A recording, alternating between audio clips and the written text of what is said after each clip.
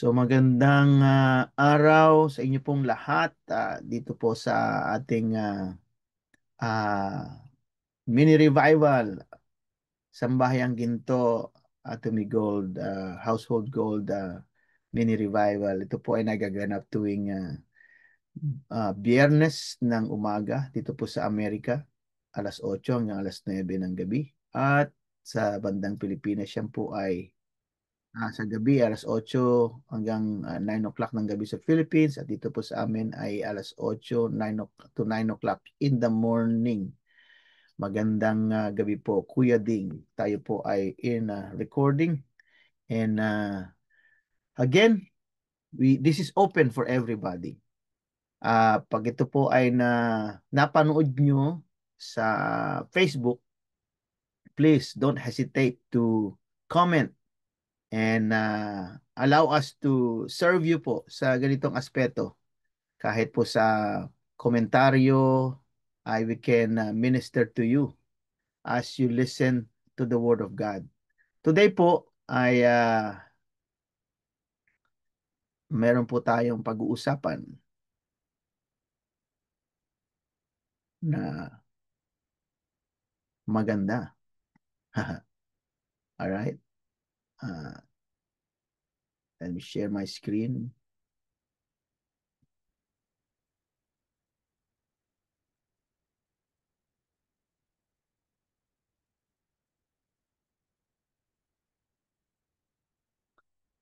Endurance. You know, narinig na po natin ito sa yung pagtitiis, no? Hanggang saan yung endurance natin.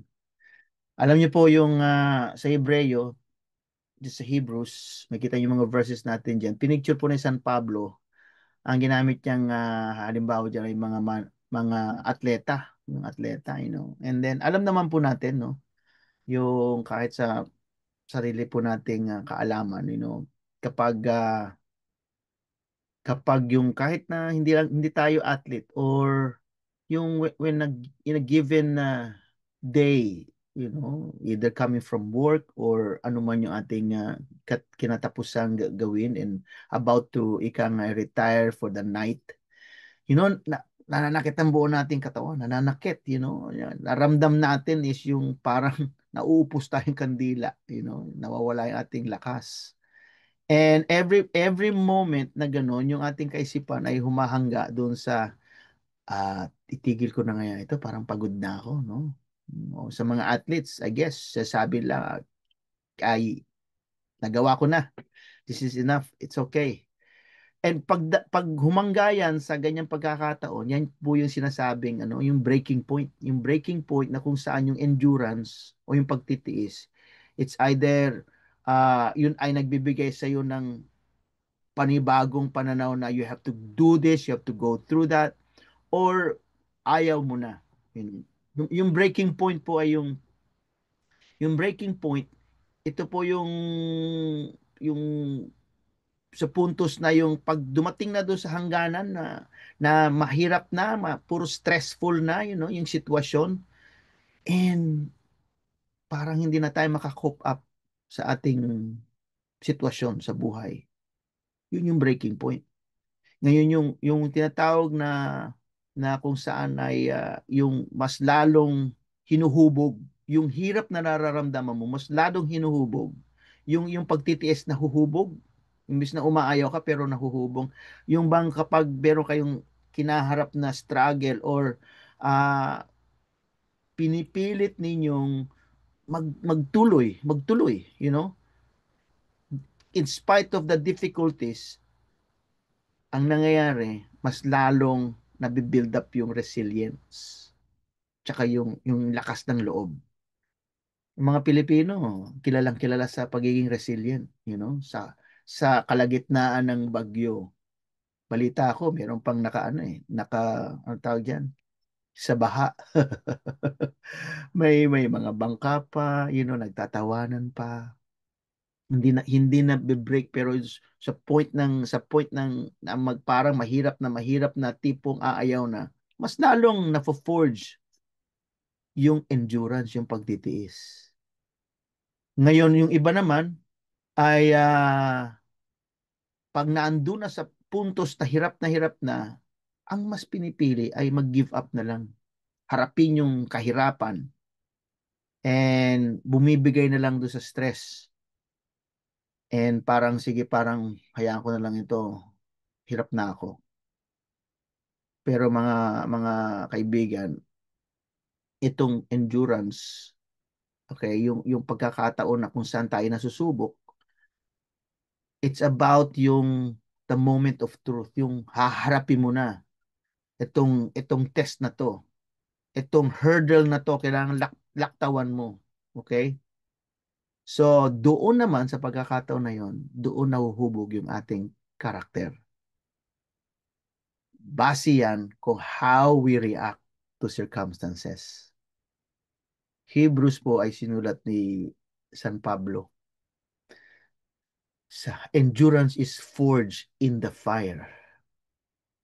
All right? Hebrews 1, verse 12, verse 1 to 2 says, Let us run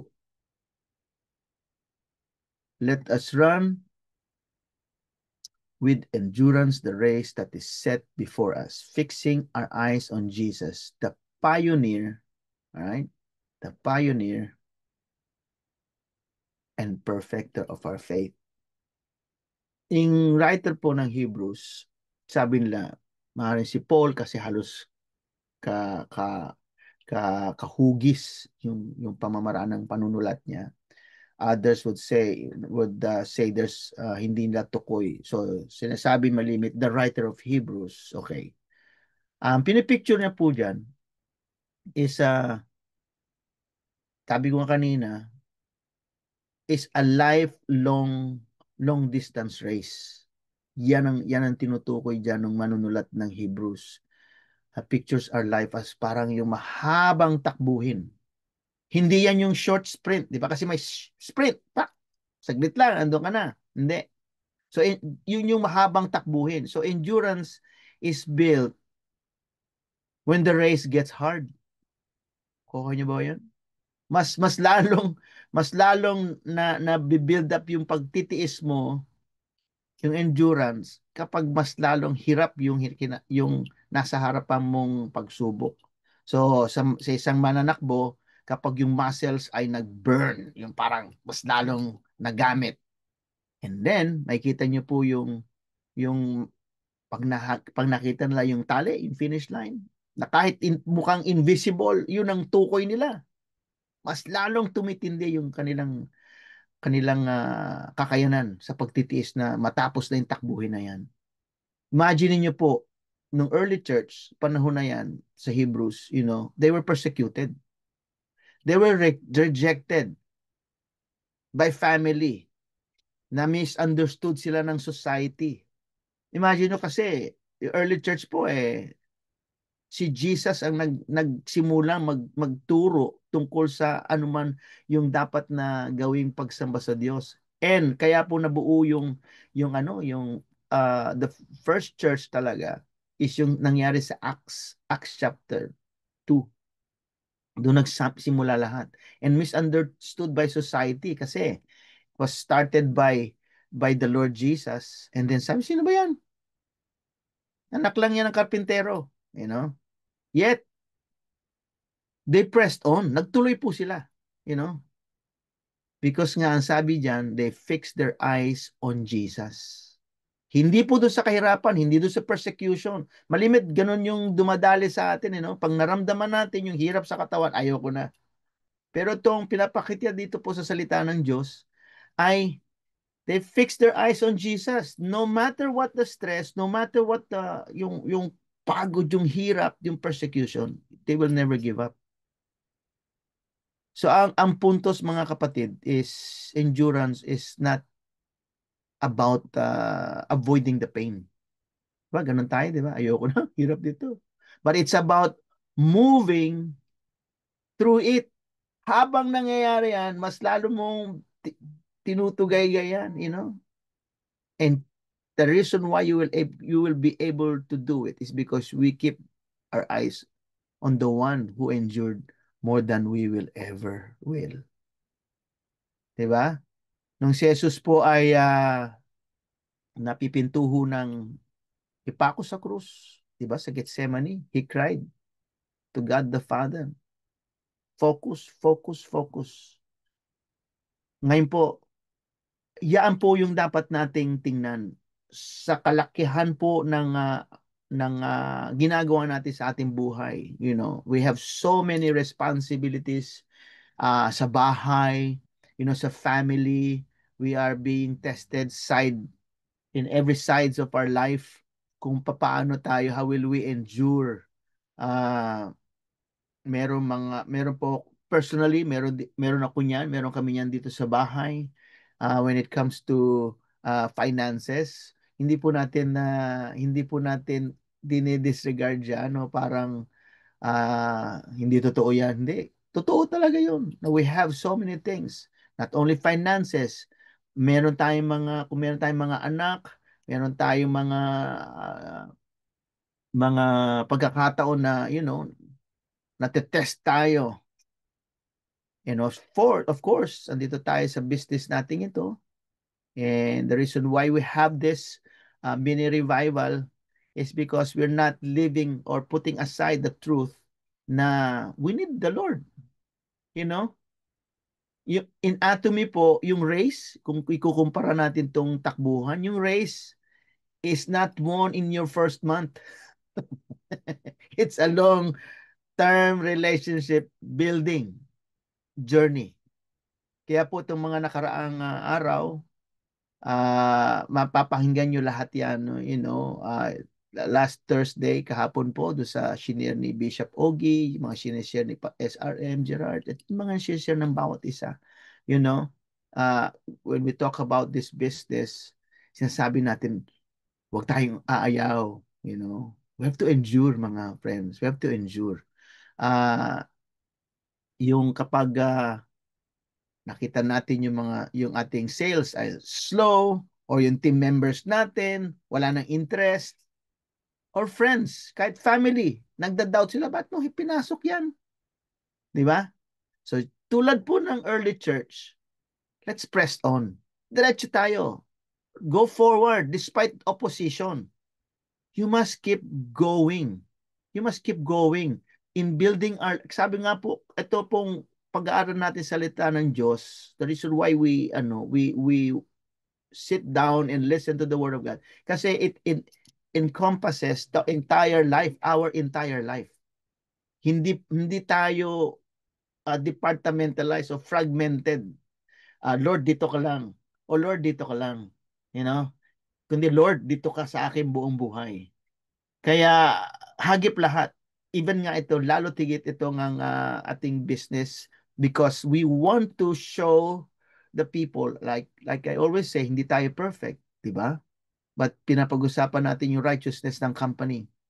And we want to walk doon sa katotohanan na yun. So, tulad what we're talking about here, let's go for, you know, and mas lalo tayong magpakatatag. The more na may apoy, di ba? Alam niyo yung ginto. Sabi nila, the more na naapoyan yung ginto, mas lumalabas yung lantay na ginto. Alam niyo po ba yon? Forged in fire. Endurance is forged in fire. Endurance is fueled by hope. Ang sabi po sa Romans 5 verses 3 to 5, we rejoice in our sufferings, knowing that suffering produces endurance. And endurance produces character. And character produces hope. Nakita niya po yung yung kanyang pagkasunod-sunod, you know. Si San Pablo po sa panahon niya ay prisoner siya. Sa every travel niya, missionary journey niya, meron po siyang pagkakataon na talaga hinuhuli siya in chains. In chains. Hindi lang siya, yung iba pa, you know, they were under threat. Talagang papatayin namin kayo. Kasi unang-una, bago siya tinawag ng Lord, siya yung numero unang murderer ng mga Christian. Alam niyo po ba yun? Si San Pablo, bago naging San Pablo, ay murderer. Pinapatay ang lahat ng nananampalataya sa the way. Yan ang sabi sa Bible. Ang tawag sa mga early Christians is the way. Bakit the way? Kasi nga sabi ng Lord, I am the way, the truth, and the life. So dun sila, the way. Pinapatay ni San Pablo yan. Kaya nung siya nakakilala kay Lord, kasama na rin siya doon sa mga gustong patayin. Napasama tuloy siya doon. So they were under threat, murderous threat, yung mga widows, yung mga walang kakayanan na itaguyod yung kanilang buhay, ang meron na lang sila sa panahon na yan ay pag-asa, hope. Kahit anong hirap, their life is being fueled by hope. Yung pagtitiis nila is fueled by hope. And right now, we are reading this, mapalad tayo. We have roof over our head. Di ba? We have 3 meals a day. We have a little money in our pocket. Kaya nga po, pag nagsasalita ako sa kalye, I'm trying my best to put myself sa situation ng mga tao. Kasi I have to really identify sa kanilang buhay. Or else, I will never connect with them. I will never be able to tell them Jesus is the only way. You know? Malimit nga. Yung isa nga, kinukwento ko malimit, yung encounter ko kasi ikaw, may nakakain ka, pastor. Something like that, you know? But these people, sabi dyan, no? We rejoice in our suffering. Wow. Masasabi po ba natin yun? So, si Paul, nung sinulat niya ito, it is yung bang hope-filled letters po ito. Pag nabasa niyo po yung sulat ni San Pablo, yung Epistles of Paul, di ba, sa Bible, sa Thessalonians, Ephesians, di ba, Corinthians, Romans, yan ang Epistles of Paul. So, may kita nyo, hope-filled yung mga letters niya kasi nasa prison siya. Nasa prison cell siya. Why? Bakit ganun ang kanyang pagkakalikha ng kanyang mga letter na hope-filled? Dahil alam niya na lahat ng trial para sa kanya is shaping him for eternal glory. So yung ginagawa niyang yan ay gusto niya maibaba niya doon sa kanyang mga natuturuan ng Word of God. So ang katotohanan mga friends, without hope, endurance collapses. Kuha niyo ba ho yun? Without hope, endurance collapses. But with hope, kapag ito po ay nakaangkla sa mga promises ng Lord, tulad niya, nababasa natin, we can press forward. Pwede po tayo magtuloy, tuloy-tuloy. Kahit na yung buhay natin doesn't make sense, yung mga nararanasan. Bakit Lord? Bakit ito? Mas malimit yung bakit natin, no? Bakit ganito? Bakit po ganito? When life doesn't make sense, kailangan po ay mas nating pag-ibayuhin yung pag-asa. Umasa po tayo. Andiyan, makikita po natin sa Word of God. Knowing suffering produces endurance. And endurance produces character. Mas nabibuild yung character natin, and yung character natin produces hope. Sa Atomy po, yung hope natin sa Atomy is our why. Why? Why you started and why you keep going. That is our hope. Pag nasagot nyo yan, okay? Maybe it's to create passive income, which is yun ang gusto nating lahat. Ako, gusto ko yun so I can support the work of the Lord and my family. Maybe it's to create passive income. Or maybe, yun na nga, is to help our family to have a better life. Or to fund mission projects if you listen to our business as mission every Saturday. You know? So when yung ating yung hope natin fuels yung ating yung mga nararanasan natin. Ito yung magtutulak sa atin para mas lalo nating ipakilala ang ating Panginoon. You know, I've experienced this because I relied on God. You know, But I still have hope in the Lord. Now, when it comes to this business, may hope ka na one day, you make it good sa mga pangarap natin, and never forget that as we accomplish these things, sunod-sunod na po yan, let's not forget the giver of hope, ang ating Panginoon. So, when yung endurance is forged in the fire, endurance is fueled by hope, endurance brings reward. Right? Sabi po sa James chapter 1 verse 12, blessed is the man who remains steadfast under trial. For when he has stood the test, he will receive the crown of life.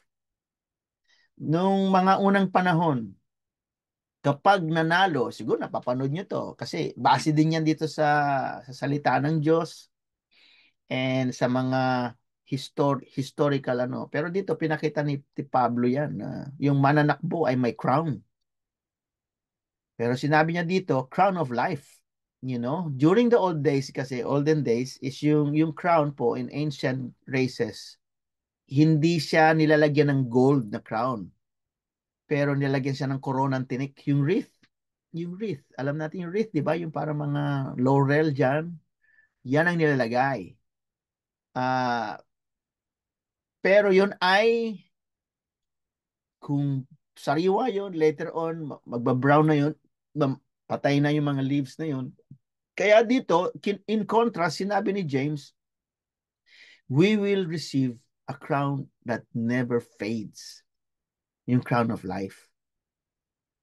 So, imagine niyo yung isang mananampalataya who has served God faithfully for decades, mahabang panahon. Naranasan niya yung loss, naranasan niya yung betrayal, naranasan niya yung sickness. And finally, he hears Jesus say, well done and faithful servant. Yan ang true reward, ang ating Panginoon. That's the true reward. And yung endurance po ay hindi lang ito about surviving. Okay? Yung bang tipong, konti na lang, tiisin ko na to. It's not just about surviving. Nakuha niyo ba ho yun? It's not about like, sana tapos na to, pero I can do this. It's not about that. It's about standing before God one day with nothing left undone. Nakuha niyo ba ho yun? Kasi one day, lahat tayo harap sa Diyos, di ba? Kung sabi ng Lord, ano pang nagawa mo sa akin nung nabubuhay ka pa? All of a sudden, uy, hindi ko pala naikwento kita, Lord. Hindi kita naikwento sa pinsan ko. Hindi ko nakwento yung tungkol sa'yo sa aking mahal sa buhay. So one day, endurance, kaya nga sabi natin, endurance is not about surviving. It's about standing before God one day with nothing left undone. Okay? So, when we are in this life, nasa takbuhan tayo. And yung takbuhan na to will never end until that day we stand in front of Jesus. So, in our business naman, in Atomy, the crown is more than commissions. Listen carefully. It's more than commissions or mastership ranks. Ito yung, ano po yung crown natin? It is the life you've built, the people you've helped, and the freedom to live out your God-given calling. Iyan ang crown natin. Ano ba niya yung nagawa ko? You know? So, ito po yung panawagan ng Panginoon sa atin. As we go forward in life, magtiis tayo, may pagtitiis tayo dapat. And sabi natin kanina, endurance is forged in the fire. The more na merong bumabatikos, the more na merong paghihirap, mas lalo tayong nagpupursige, mas lalo tayo we go for it. And not only that, kapag nangyari yun, endurance is fueled by hope. Kasi ayoko na. Mahirap to. Pero if we have hope and nakafocus tayo sa Panginoon dahil siya ang ating pag-asa, we will endure.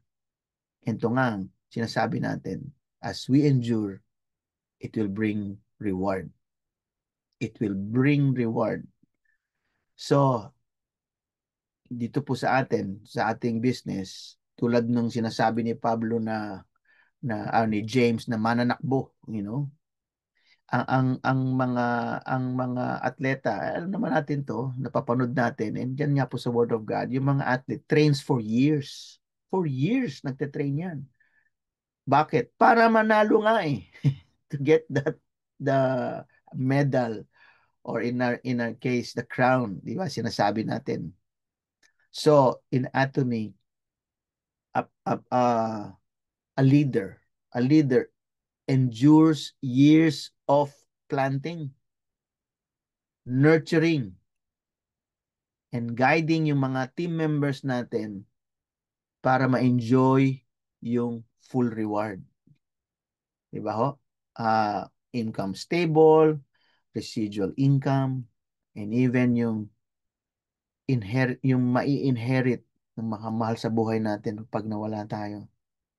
So, tulad ng sabi ko, I'm just pointing out itong mga bagay na ito and relating it to our business. But like I said, this encompasses our entire life.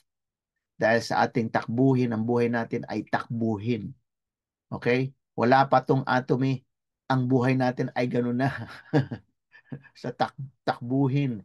Ngayon, nananakbo pa rin tayo. Diyan po si Kuya Ding sa kanyang mga layunin sa paligid niya, sa local government, and all of us, for that matter, we are trying to make a change kung saan tayo naka nilagay ng Lord. And we all believe as the Lord blesses us here in this business. Yun ang panalangin natin, di ba? We will be able to bless others as well. But we have to endure, mga kapatid. We have to endure.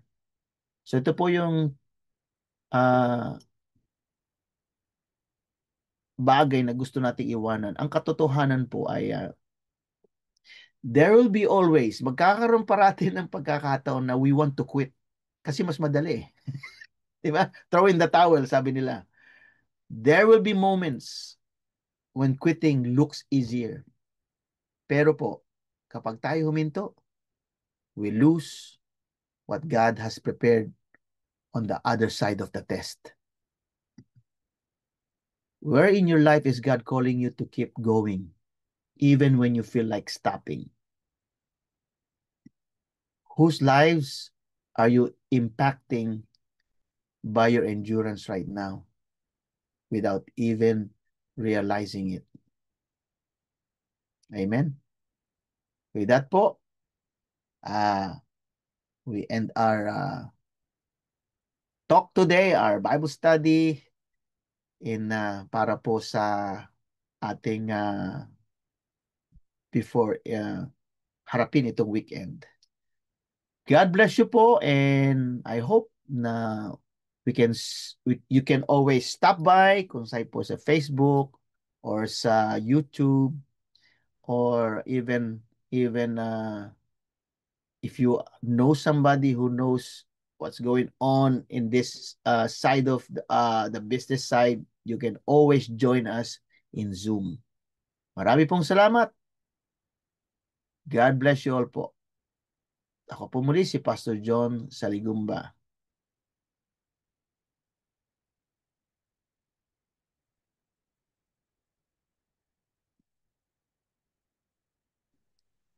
Gusto mo naman.